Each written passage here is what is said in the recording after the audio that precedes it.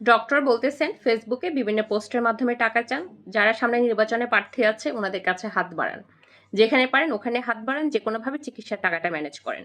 আসসালামু আলাইকুম, সবাই কেমন আছেন? আশা করছি সবাই খুব ভালো আছেন। যিনি বা যারা যেখান থেকে ঠিক এই মুহূর্তে আমার ভিডিওটি দেখছেন, যদি ভালো লেগে থাকে প্লিজ লাইক কমেন্ট শেয়ার দিয়ে পাশে থাকবেন। মানুষ বলে টাকা জীবনে কিছুই না, টাকা জীবনে সুখের মূল না, টাকা জীবনে কোনো কিছু না, টাকা পয়সা হাতের ময়লা। মানুষ বলেন যে আপনি টাকা যে নিয়তে সেভ করবেন আপনার টাকাটা ওই নিয়তেই খরচ হবে, সেভিংসের দরকার নাই, ভবিষ্যৎ নিয়ে চিন্তার দরকার নাই। সবকিছু মানলাম, কিন্তু জানেন যে লোকটা এই মুহূর্তে অসুস্থ, জীবন মরণের সন্ধিক্ষণে দাঁড়িয়ে আছে, ওর কাছে টাকা কতটা মূল্যবান? যার পরিবারের একজন সদস্য কোনো একটা জটিল অসুস্থতায় ভুগতেছেন, ওনার কাছে টাকাটা কতটা মূল্যবান এটা আপনি কল্পনা করতে পারবেন না। কিছুদিন আগে আমি আমার ছেলেকে নিয়ে চিটং মেডিকেল সেন্টারে একজন ডক্টরের কাছে গিয়েছিলাম। আমি ডক্টরের নামটা আপাতত নাই বলছি।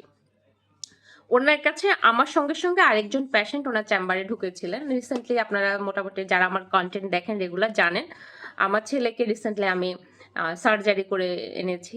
আমরা ওর ওর কারণে মানে ওকে আমরা ওই সার্জারির কারণে দেশে একজন স্পেশালিস্টের আন্ডারে আছি। ওনার পরামর্শে আমরা আছি আমার বাচ্চাকে নিয়ে। তো ওইখানে ওই ডক্টরের চেম্বারে উনি গেছেন, মানে এক ভদ্র মহিলার ভাই গেছেন, বোনের ব্রেন টিউমার, এবং ব্রেন টিউমারটা একদম মাথার মাঝখানে নার্ভের মধ্যে, খুব জটিল। সার্জারি প্রক্রিয়াটাও জটিল। তো ওনাকে ডক্টর বলছেন সার্জারি করতে 2.5 থেকে 3 লক্ষ টাকা লাগবে।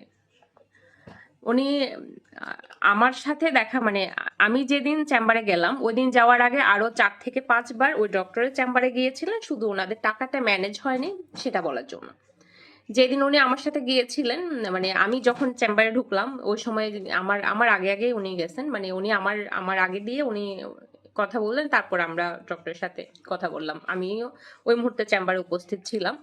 তো ডক্টর বলেন কি, দেখেন আপনি এই পর্যন্ত যে কয়েকবার আমার সাথে দেখা করেছিলেন প্রত্যেকবার আপনার একটাই কথা যে টাকা ম্যানেজ হয়নি, টাকা ম্যানেজ হয়নি। ওনার 2 লক্ষ টাকা পর্যন্ত ম্যানেজ হয়েছে, 2 লক্ষের কাছাকাছি, 2 লক্ষ পুরানো। তো বলে যে আপনি যে বারবার একই খবর নিয়ে আসেন, আমার কাছেও আমার একটু শুনতে বিব্রত লাগে, কিন্তু এটা তো চিকিৎসা পারপাস, এর থেকে কমে সম্ভব না। আপনার চিকিৎসাটা অপারেশন মানে সার্জারিটার থেকে আমি কয়েক ঘন্টা পরে, মানে কয়েক ঘন্টা ধরে সার্জারিটা করতে হবে অথবা কত ব্যাগ ব্লাড লাগবে, আমি কোনো কিছুই নিশ্চিত না। আমি কয়েক ঘন্টা এখান থেকে উদ্ধার হতে পারবো আমি জানি না, কিন্তু আপনাকে এনিহাও টাকাটা ম্যানেজ করতে হবে। আপনার টাকাটা আপনার পকেটেই থাকবে, কিন্তু আপনার টাকাটা লাগবে, ম্যানেজ করতে হবে। আর টাকা ম্যানেজ করার জন্য ফেসবুকে বিভিন্ন গ্রুপে পোস্ট করেন, বিভিন্ন মানুষদের কাছে চান, যারা সামনে এমপি মন্ত্রী নির্বাচনে প্রার্থী হচ্ছে ওনাদের কাছে যান, ওনাদের কাছে হাত বাড়ান। তো ভাইয়াটা ওই যে পেশেন্টের ভাই যিনি, উনি মাথা নিচু করে দাঁড়িয়ে আছেন, ওনার কোনো জবাব নেই। চেম্বারে আমি ছিলাম, আরো একজন পেশেন্ট ছিলেন, মানে আমরা দুজন পেশেন্ট ওয়েটিং এ ছিলাম, আর উনি কথা বললেন। আসলে দেখেন এই যে উনি কতটা কঠিন মুহূর্তে দাঁড়িয়ে আছেন উনি জানেন। দূর থেকে না অনেক জ্ঞান দেওয়া যায়, আর যেই মানুষগুলো খুব জ্ঞান দেওয়া দেওয়া পোস্ট করে ওরা দেখবেন যে খুব লাক্সারি লাইফ লিড করে, খুব দামি জুতা পরে, দামি জামা পরে, দামি অ্যাপার্টমেন্টে থাকে, এসির নিচে থাকে, সবসময় দামি দামি রেস্টুরেন্টগুলোতে খেতে যায়, দামি খাবারগুলো খায়, দেশ বিদেশ ট্যুর দেয়। ওরা এসে পোস্ট করে টাকা পয়সা কিছু না, কিন্তু আপনার আমার মতো যারা নিতান্ত মধ্যবিত্ত, নিম্ন মধ্যবিত্ত, নিম্নবিত্ত, দিনমজুর, আমাদের কাছে টাকাটা অনেক কিছু। আমাদের কাছে সেভিংসটা খুব গুরুত্বপূর্ণ, আমাদের কাছে টাকা ইনকামটাও গুরুত্বপূর্ণ, একই সঙ্গে আমাদের কাছে আমাদের আত্মসম্মানটাও গুরুত্বপূর্ণ। ধন্যবাদ সবাইকে, ভালো থাকবেন।